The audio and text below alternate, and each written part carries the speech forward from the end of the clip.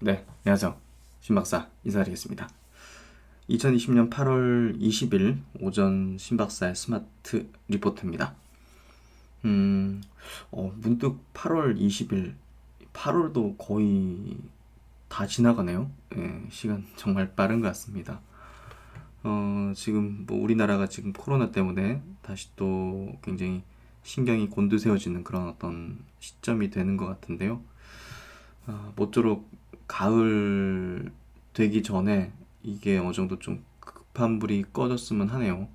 예, 점점 날씨가 쌀쌀해지면 굉장히 좀 위험스러운 어떤 단계로 가게 될 건데 아무래도 오늘 나오는 결과에서 조금 늘어나지 않을까 하는 생각도 들거든요. 지금 검사자가 이제 굉장히 많이 늘어났다고 합니다. 그래서 그런 부분들이 결국은 확진자가 좀 증가되는 추이를 좀 만들어내지 않을까 하는 그런 우려가 생기는데요.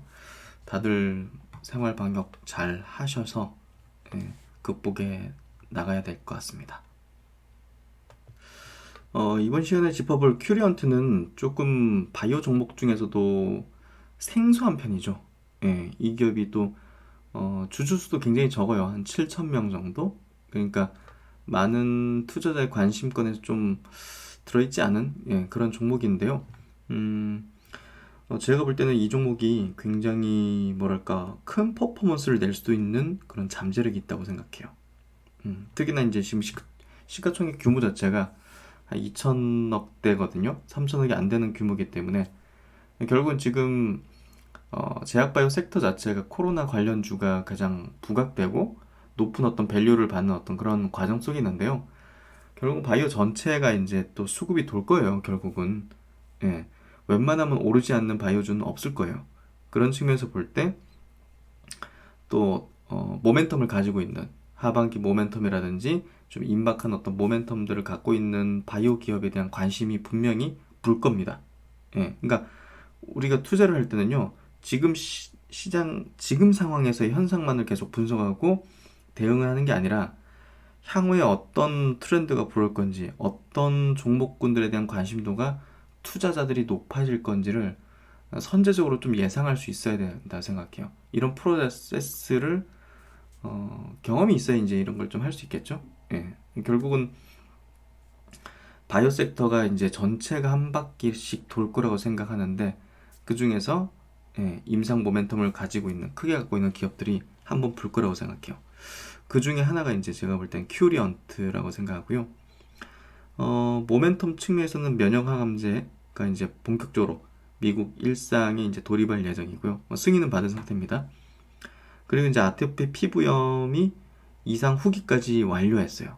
결과도 좋았고. 그렇기 때문에 기술 수출 혹은 3상 단계로 좀 넘어갈 것 같고요. 또 이제 나머지 또 하나 갖고 있는 핵심 파이프라인은 제가 본문에서 좀 설명드려보도록 하겠습니다. 이 큐리언트는요, 국내 대표적인 NRDO, 그러니까 이 회사 안에서는요, 리서치를 하지 않아요. 그러니까 막, 뭐, 어떤 후보 물질을 막 연구하거나 이런 게 아니에요. 이미 이제 딴 연구소나 이런 데서 도입을 하는 거예요. 이걸 No Research Development Only라는 NRDO 형태의 이제 바이오 회사인데요. 뭐 부동산으로 치면 이제 디벨로퍼라고 보시면 될 것 같아요. 그래서 2016년도 코스닥에 상장을 했고요. 여기 이제 요약된 거 보시면 파스테르 그리고 막스 플랑크 연구소 등 글로벌 최고 수준의 기초 연구소들의 프로젝트를 확보해서 개발 중에 있다. 이렇게 써 있죠.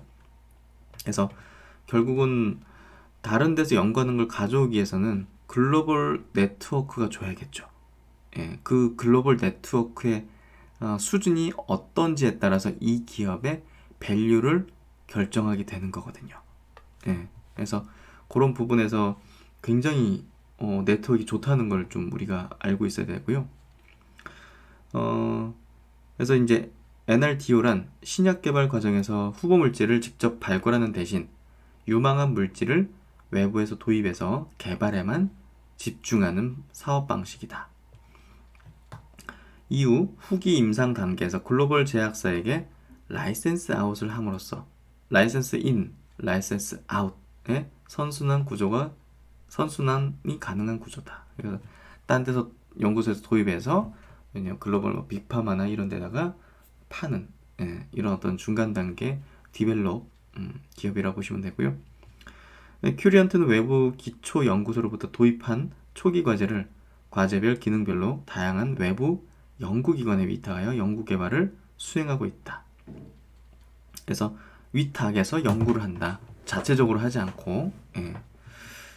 그래서 대표적인 도입 사례로는 설립 시점에 한국 파스텔 연구소에서 도입한 다제내성 결핵치료제 Q202를 비롯해서 독일 막스 플랑크 연구소 및 그 자회사로부터 2013년 항암제 프로젝트 도입 등을 꼽을 수 있다.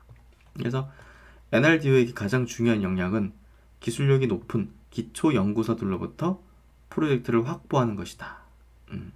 그렇죠? 이게 가장 핵심입니다. 그래서 파스텔 연구소와 막스 플랑크는 각각 프랑스와 독일의 최고 기초 연구소로 다수의 노벨상 수상자를 배출하는 등 높은 기초 연구 역량을 보유하고 있다. 큐리언트는 현재 보유한 신약 파이프라인을 포함해서 향후 해당 글로벌 기초 연구소들과의 제휴를 통해 지속적인 신약 파이프라인 확보가 이뤄질 전망이다. 그래서 이런 어떤 네트워크가 굉장히 우수하다는 걸 우리가 확인할 수 있고요. 그래서 임직원은 뭐 그렇게 많은 수준 아니죠.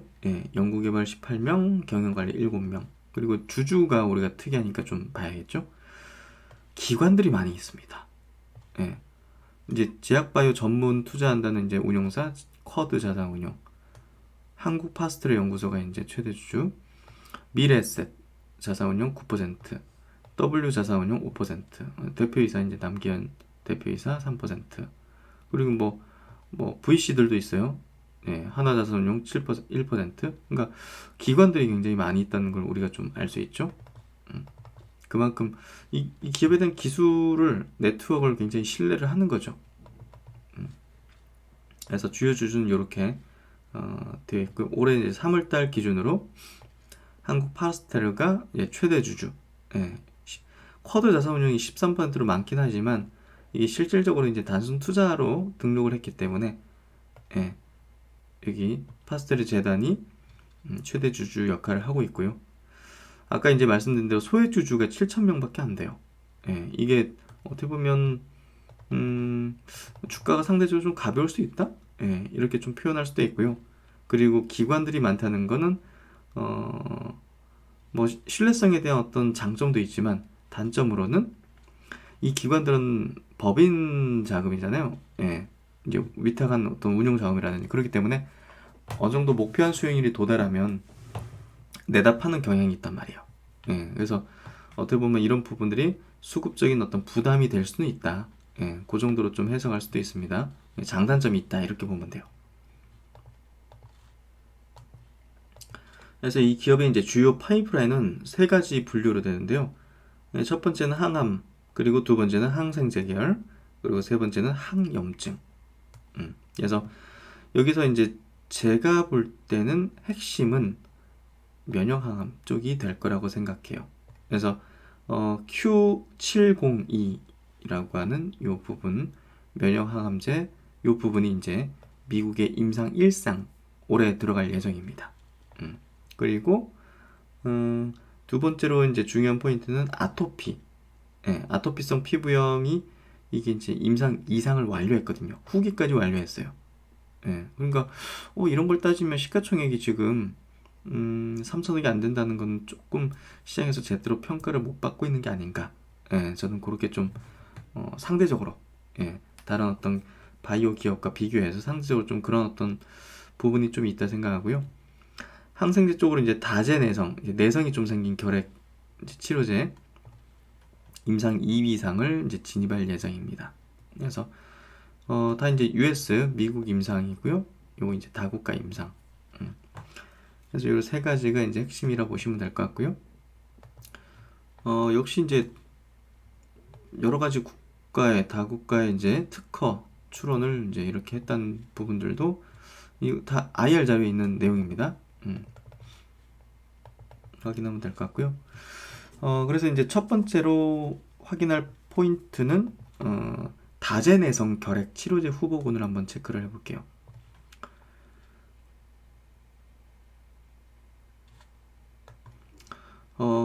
먼저 보면 이제 아토피 피부염 치료제 요거 같은 경우도 미국에서 임상 2비상을 완료했고요. 또 이제 지금 짚어볼 다제내성 결핵 치료제 후보 물질 텔라스백도 미국과 남아공에서 임상 2회 이상을 완료했어요. 그래서 모두 이 두 가지 파이프라인이 한 번의 허가 임상을 남겨둔 상황이다. 왜냐면 요 다제내성 결핵성 치료제 요거 같은 경우는 이상까지 완료하면 시판할 수 있는 그런 게 있기 때문에 결국은 한 번밖에 안 남았다는 측면에서 볼 때는 기술 수출도 가능한 어떤 구간대고 또 이제 마지막 임상만을 남겨놨다는 것 자체가 높은 가치를 좀 매겨줄 수도 있는 그런 어떤 잠재성이 있는 거거든요. 그래서 그런 것들이 주가에 반영이 된다. 반영이 되기 시작한다 그러면 사실 뭐 시가총액이 지금 수준보다는 그래도 한 더블 날 수도 있는 그런 가능성이 좀 있거든요. 그래서 저는 이 기업을 좀 분석할 필요가 분명히 있다고 생각해요. 그래서 주가 먼저 한번 볼게요. 제가 주가를 먼저 체크하는 게 더 중요할 것 같은데 주봉 차트입니다. 주봉 차트 보시면 상장된 이래로 상장된 이래로 시세를 못 냈어요. 보시면 그렇죠? 이번에도 코로나 때문에 쭉 빨려서 한 15,000원까지 12,000원까지 빠졌다가 이렇게 좀 올라온 상황인데요. 정배열로 이제 돌아서기 시작하는 것 같아요. 정배열로. 그래서 상장 이래로 1, 2, 3, 4 이제 5년째인 것 같은데 이 기업이 이제야 정배열로 돌아서는 그런 구간이기 때문에 우리가 좀 주목할 필요가 있을 것 같고요. 두 개의 파이프라인이 후기 임상 그리고 면역 항암제 임상이 이제 시작된다는 측면이 상당히 좀 중요한 포인트라고 생각하고 기업 가치가 제대로 이제 평가받을 수 있는 구간으로 들어간다. 그렇게 좀 저는 보고 있습니다. 그래서 일봉으로 보더라도 최근에 보시면 주가가 뭔가 좀 돌파 흐름이 좀 전개되려는 어떤 형태가 이어지는 것 같고요. 중장기 평선 지지받으면서 정별로 돌아서는 이 형태가 아주 제가 볼 때는 긍정적이고 모범적이라 해야 될까요? 그런 느낌이 좀 드는 그런 어떤 흐름인 것 같고요. 그럼 먼저 이제 항생제 쪽 보시면 기존 다제내성 결핵 치료제 옵션은 제한적이고 부작용이 높다는 한계를 지닌다. 하지만 텔라세백은 임상 2회 이상에서 유효성 및 안정성 평가 지표를 달성했다. 그래서 다제내성 결핵이란 결핵 중 결핵 치료에 중요한 약제인 이소니아지드와 리팜핀의 모두 내성인 결핵을 의미한다. 그래서 결핵 치료할 때 쓰이는 이 두 가지 약에 모두 내성이 생겨서 발생되는 어떤 결핵을 의미한다고 합니다. 그래서 다제내성 결핵 환자의 경우 치료 기간이 기존의 6개월에서 18개월로 늘어나며 치료 성공률 역시 떨어져서 치료가 어려운 것으로 알려져 있다. 이에 따라 치사율은 30에서 50%. 와, 이거 엄청 높네. 그렇죠. 그러니까 이제 우리가 좀 딱 직관적으로 약간 조금 선진국이 아니라 신흥국 내지는 좀 저개발 국가에서 많이 걸리겠구나 이런 느낌이 좀 들죠. 최근에 우리나라에서 결핵은 잘 없잖아요, 이제.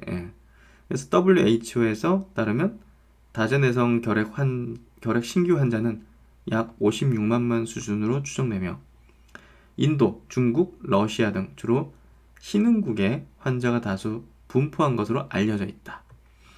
다제내성 결핵 환자 수와 WHO가 조사한 1인당 다제내성 결핵 환자의 처방 비용 약 5,000달러를 기준으로 추정할 경우 주요 3개국의 시장 규모는 약 13억 달러에 달한다. 13억 달러. 한 1.5조 정도 되겠네요.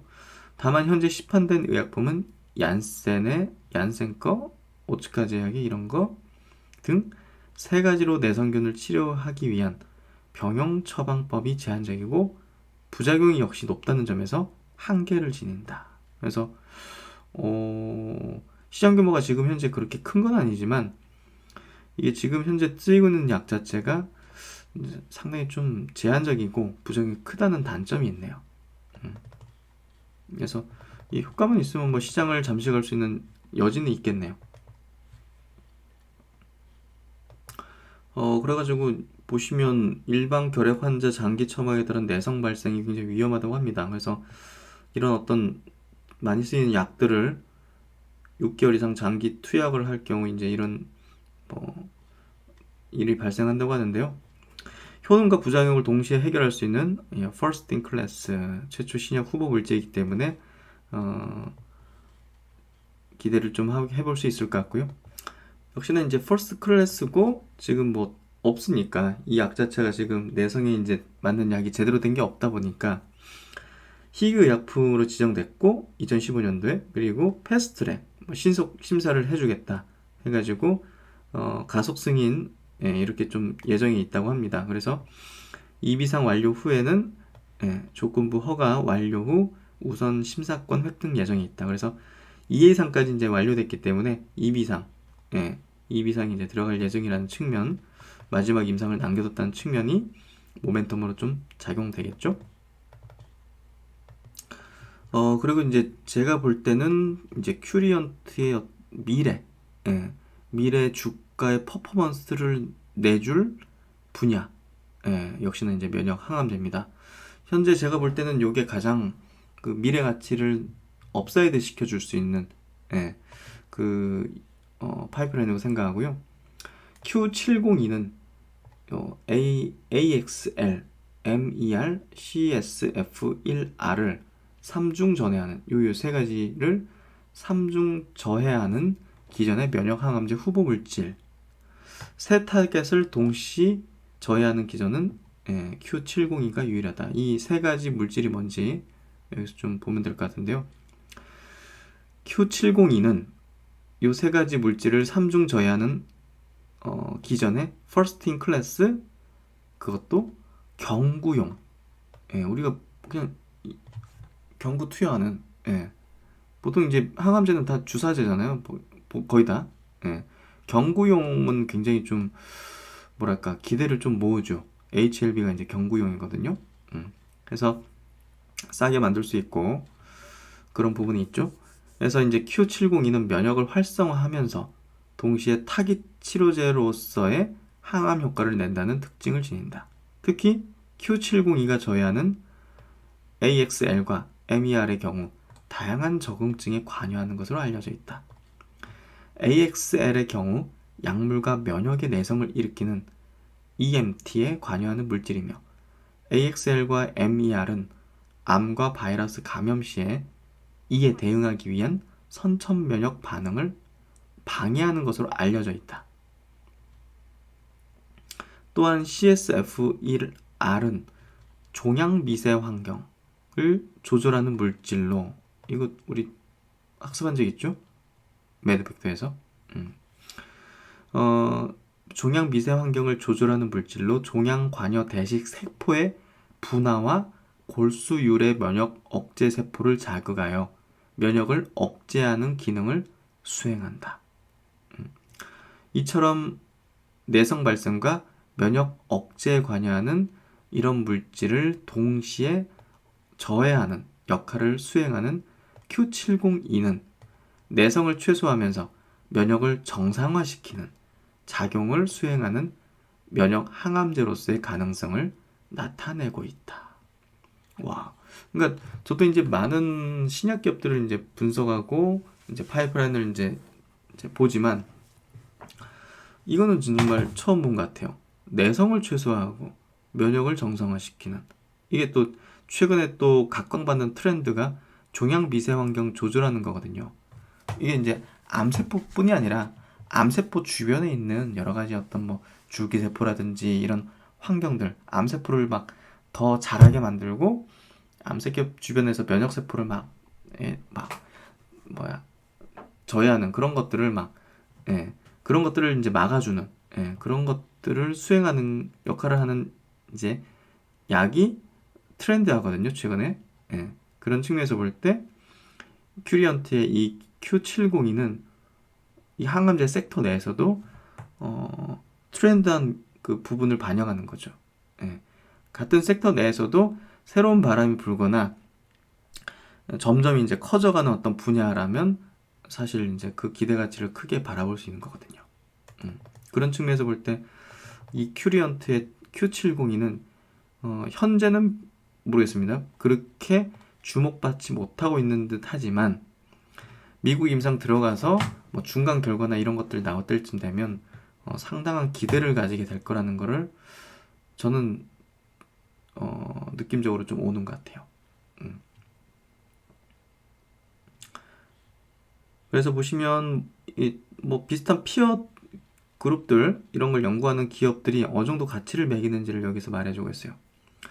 현재까지 AXL 타겟 시장은 초기 단계로 시장 규모 측면에서도 2019년 기준 1.4조 원에 불과하다. 다만 AXL 저해제가 암을 표적하면서 동시에 면역 항암제로 작용할 수 있다는 점에서 장점을 보유하고 있다는 점에서 다수의 R&D 파이프라인이 존재하며 26년에는 ALX 타겟 신약 수 증가로 시장 규모가 5.4조까지 고성장할 전망이다. 이렇게 고성장을 좀 전망하고 있다는 거죠. 대다수의 AXL 타겟 신약 파이프라인들이 임상 초기 단계인 만큼 시장 규모 추정치는 향후 상향 조정될 가능성이 크다. 큐리언트 역시 최초의 AXL, MER, CSF1R 3중 저해제 임상을 통해 기존의 AXL 타겟 의약품 시장에서의 경쟁력을 입증할 것으로 기대된다. 그래서 상당히 좀 기대가 됩니다. 개인적으로도 많은 항암제를 분석해 봤지만 굉장히 유니크한 어떤 부분이라 가지고요. 사실 뭐 개인적으로도 기대가 되는 그런 후보 물질입니다. 그래서 이제 이 파이프라인의 이제 어떤 메커니즘 자체를 여기 또 도식화한 건데요. 주목해 볼 부분이 뭐냐면요. 사실 이제 매드팩토 같은 경우가 종양 미세 환경을 조절하는 그 TGF 베타 저해제 그걸로 인해 가지고 지금 시총이 얼마입니까? 거의 2조죠.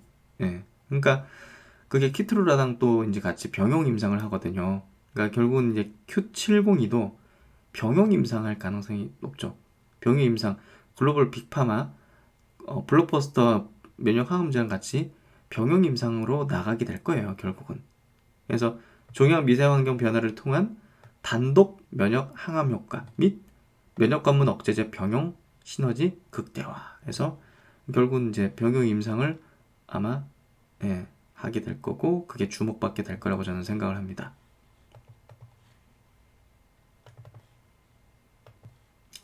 그래서 이제 이 Q702 이 면역항암제 후보 물질이 두 차례 이제 암학회에서 AACR에서 단독요법 그리고 병용요법 모두 유의미한 종양의 억제 효과 그리고 우수한 항암 면역 활성화, 암세포 식별 능력 증대 가능성을 입증했다고 합니다. 그래서 2019년과 2020년 두 차례 AACR 미국 암학회에서요. Q702의 전임상, 동물 임상 연구 성과를 발표한 바 있다. 주요 전임상 데이터들 중 주목할 점은 단독요법 및 병용요법에서 모두 종양 억제 효과를 입증했을 뿐만 아니라 우수한 항암 면역 활성화 및 암세포 식별 능력 증대의 가능성을 나타냈다는 점이다. 특히나 이제 굉장히 이제 어렵다는 3중 음성 유방암 전임상 연구 결과에 따르면 Q702 단독요법에서 모두 대조군 대비 뛰어난 종양 억제 효과를 나타냈으며 PD-1 항체와의 병용요법에서도 대조군 및 PD-1 항체 단돈요법 대비해서 우수한 종양 억제 효과를 나타냈다. 이런 어떤 좋은 어떤 결과를 암학회 국제적으로 인정받는 미국 암학회에서 발표를 했다는 거 인정해야 되죠? 그래서 지난 5월달에 FDA로부터 임상 1상 IND 이제 임상 뭐 해도 됩니다. 이렇게 IND 승인을 받았고요. 3분기 중에 투약할 개시를 전망하고 있습니다. 그래서 Q702는 지난 5월달 FDA 승인 받았고 3분기 중 투약 개시할 전망이다. 그러니까 조만간 아마 이 기사가 나지 않을까 생각되거든요. 그때 이제 아마 좀 의미 있는 주가도 흐름이 좀 전개될 수 있지 않을까 그런 생각이 좀 듭니다. 그래서 이번 임상 1상은요, 80명의 난치성 고형암 환자들을 대상으로 미국 이제 존스 홉킨스 병원을 비롯한 5개 암센터에서 수행될 예정이다. 향후 임상 결과에 따라서 적응증 확장 및 병용 처방으로 확장하게 될 예정이다. 예, 그러니까 결국 이제 지금 면역감은 억제제, 블록버스터, 뭐 키트루다, 옵디버 이런 것들하고 아마도 병용하게 될 거라고 생각을 합니다. 그래서 그런 부분에서 향후 좀 가장 주목을 해봐야 될 파이프라인이라고 생각하고요. 그동안 이제 주가가 이제 굉장히 미진했죠. 예, 미진했지만 이 면역 항암제 부분이 임상 단계로 올라서면 주가가 아마 그동안 어떤 흐름에서 탈피하는 흐름이 전개되지 않을까 그렇게 좀 생각이 되고요. 아까 이제 세 개 그 타겟 중에서 하나 AXL 타겟만 하더라도 시장 규모가 이렇게 크게 전망된다. 26년 정도 되면 5조 넘는 수준의 시장 규모가 될 것이다. 이렇게 좀 전망을 하고 있습니다. 그리고 이제 마지막으로 핵심 파이프라인이 이제 아토피성 피부염 치료제 후보물질 Q301인데요. 아토피 피부염은 뭐 잘 아는 그런 질환이죠. 여전히 미충족 의학적 수요가 높은 그런 대표적인 질환이잖아요. 그러니까 뭐 치료 뭐 잘 듣는 그런 어떤 대표적인 치료제가 없잖아요. 그래서 뭐 많은 이제 소아 청소년들 같은 경우는 계속 뭐 재발하고 그리고 발병 원인도 뭐 정확히 뭐 복합적이잖아요. 알 수 없거나 뭐 그렇기 때문에 여러 가지 뭐 기능성 화장품 뭐 스테로이드 제제 뭐 이런 것들이 뭐 혼재돼서 쓰여지고 있고요. 보통 보면 주로 스테로이드 제제가 이제 사용되고 있는데 뭐 부작용이 심하잖아요, 이게. 그래서 일단은 뭐 부작용에도 불구하고 뭐 쓰고 있는 건데 지속적인 사용은 좀 불가능하다는 좀 한계를 뭐 지니고 있죠. 그래서 계속적으로 이제 이쪽을 하기 위한 어떤 파이프라인들이 있었는데 많이 실패했죠.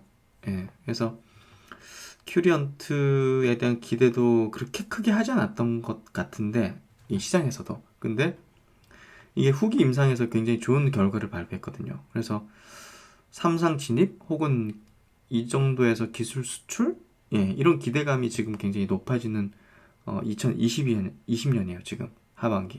그래서 아마도 단기적인 모멘텀으로 친다면 이게 이제 가장 핵심이 되지 않을까 하는 생각이 들고요.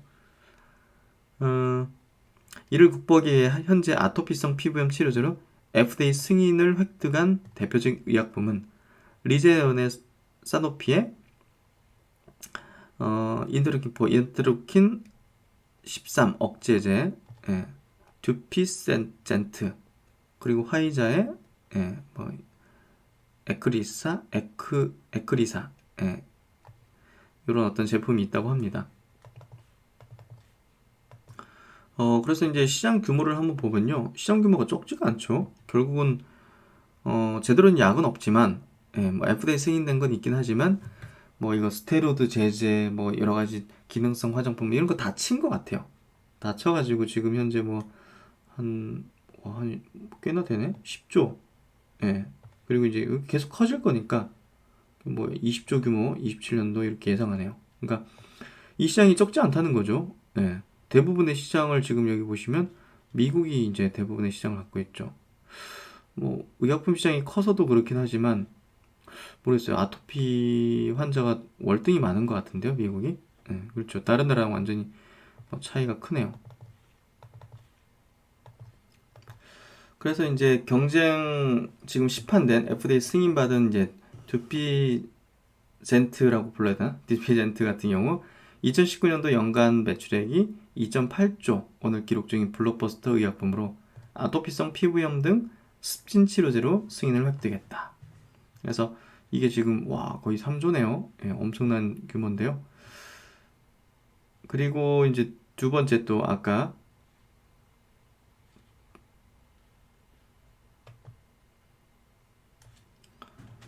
유크리사, 유크리사야 해야겠지? 유크리사의 경우는 경증 내지 중증도 아토피성 피부염 환자 대상 임상 3상에서 좋은 효과를 입증했다 이렇게 좀 돼 있네요.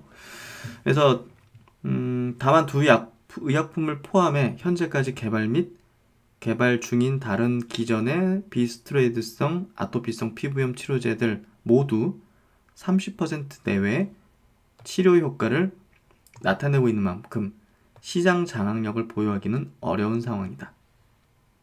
그리고 이제 가격도 상당히 비싸네요. 3,000달러에 달하는 만큼 환자의 가격 부담 역시 크다는 한계점이 있다. 그래서 이제 큐리언트의 그 Q301 그 아토피성 피부염 치료제 요거랑 이제 다른 어떤 제품하고 비교를 해보면요, 이게 지금 큐리언트 거고요. 아까 보시면 블록버스터 3조짜리 3조 매출을 내는 요 제품 같은 경우는 중증 환자 대상이고요. 부작용들이 좀 있죠. 보시면. 그리고 이제 가격이 굉장히 높습니다. 1,500달러. 와, 시린지당. 요 제품 같은 경우, 화이자 제품 같은 경우도 뭐 장렬감 이런 것들이 좀 있는 것 같고요. 약가 자체도 650불. 650불 정도 되는 규모의 높은 약가를 내고 있네요. 그래서 이 큐리언트의 Q301 같은 경우 스테로이드 수준의 생산 단가를 예상한다. 이게 지금 바라는 약이거든요. 바라는 약이기 때문에 여기 보시면 스테로이드 정도 되는 아주 경제적인 어떤 약가를 책정할 수 있다고 하네요.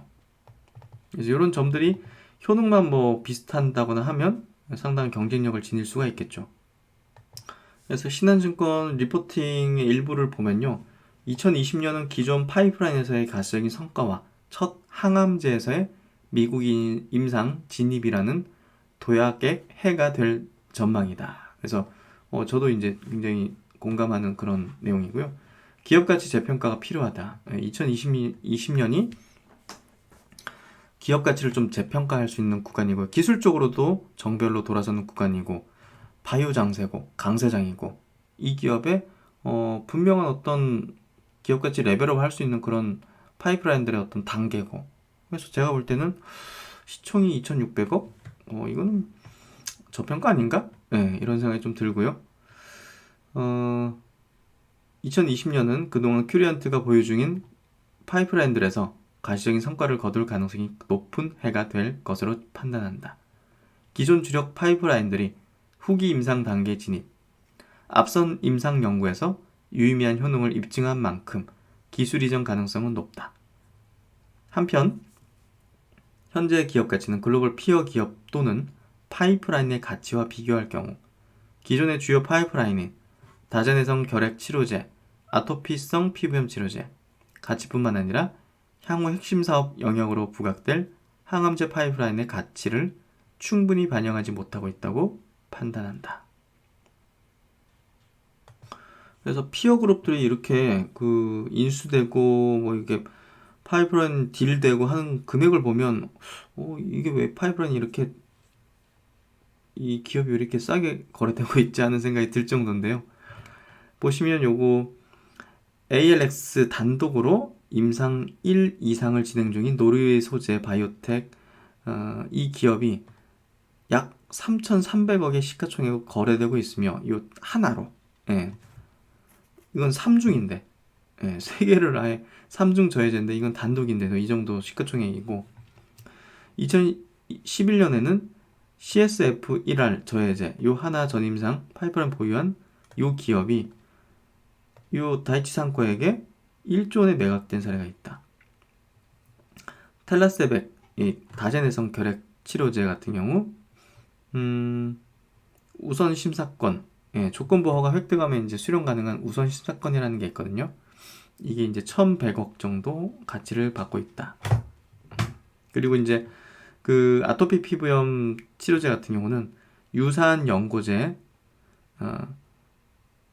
유크리사를 개발한 이 회사는 화이자에게 매각된 금액 5조 원을 참고할 필요가 있다. 와, 5조 원에 어마어마하네요.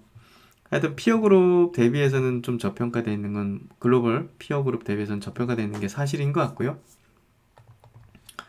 한영증권 500명 애널리스트가 쓴 최근의 리포트인데요. 진하게 풍겨오는 라이센스 아웃의 향기라는 굉장히 자극적이면서도 임팩트 큰 제목으로 나와 있는데요. 네 가지 핵심 과제 모두 라이센스 아웃을 협의 중이다. 큐리언트는 대표적으로 네 가지 신약 개발 과제를 진행 중이다. 다제내성 결핵 치료제 Q203, 아토피 치료제 Q301, 면역항암제 Q702, Q901. 이게 비소세포 폐암 쪽이거든요. 아직 전임상 단계입니다. 그래서 이게 다 이제 애로 협상 과정에 있는 상황이다. 특히 두 가지 과제는 임상 성공을 발표한 이후 수개월이 지난 상황이다. 그게 뭐냐?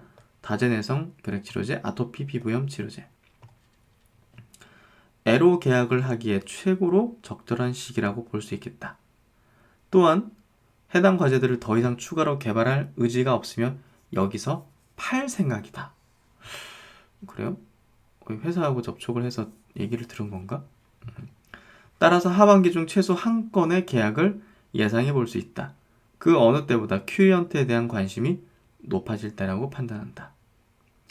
다제내성 치료제 Q203 임상 성공 데이터 공개 이후 5개월 됐다. 이 이제 굉장히 권위 있는 학술지에 지금 발표가 됐어요.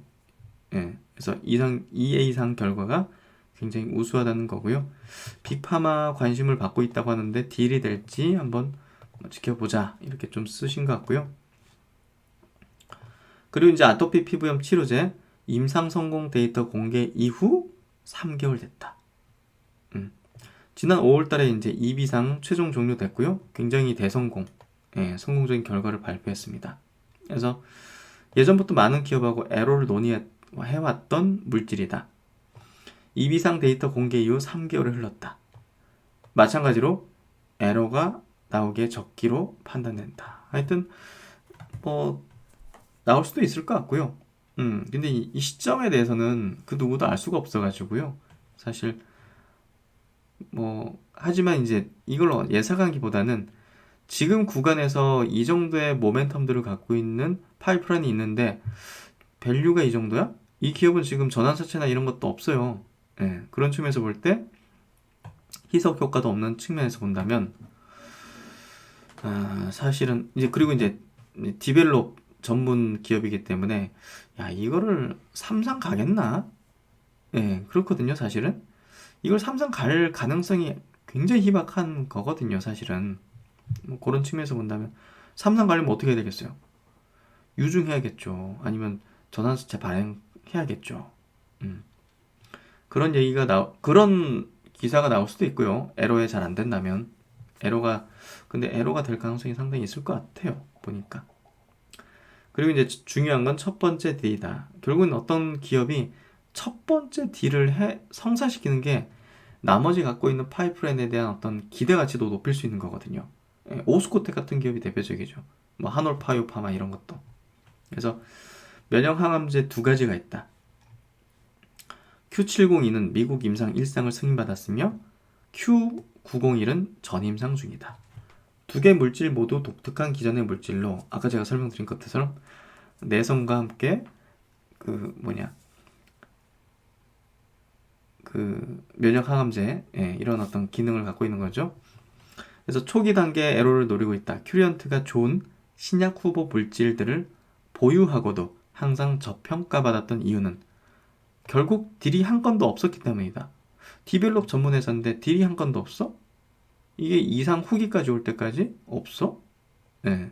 그러니까 그런 의구심들이 었던 거죠. 그런 의구심들이 박스권을 만든다고 했잖아요. 제가 제 강의에서. 근데 딜이 하나 터져버리면 그게 재료 소멸이 아니라 나머지 파이프라인에 대한 기대가치도 높여지기 때문에 시세 확장기로 갈 수 있단 말이에요. 그게 결국은 제가 볼 때는 가장 임박한 거는 이 아토피 피부염의 라이센스 아웃이라고 보여지거든요. 이게 터지면 제가 볼 때는 스타트 라인에 섰다 생각돼요. 주가가. 그래서 첫 번째 딜이 나오기 시작하면 시장이 큐리언트를 보는 시각이 완전히 달라질 수 있다. 올해 큐리언트 이꼴 저평가 공식을 탈피하기를 기대한다. 이렇게 썼네요. 그래서 핵심적인 내용을 잘 쓰신 것 같고요. 저도 이 기업이 딜을 해내면 다시 보게 될 거고 기업 가치가 본격 레벨업되는 그런 구간으로 들어갈 거라 생각합니다. 그래서 한번 여러분도 더 깊이 한번 파헤쳐 보시고요. 이번 내용도 많은 도움이 되었으면 좋겠습니다. 한번 시장에서 지켜보도록 하죠. 네, 오늘도 화이팅 하시고 신 박사는 다음 시간에 또 좋은 내용으로 뵙도록 하겠습니다. 감사합니다.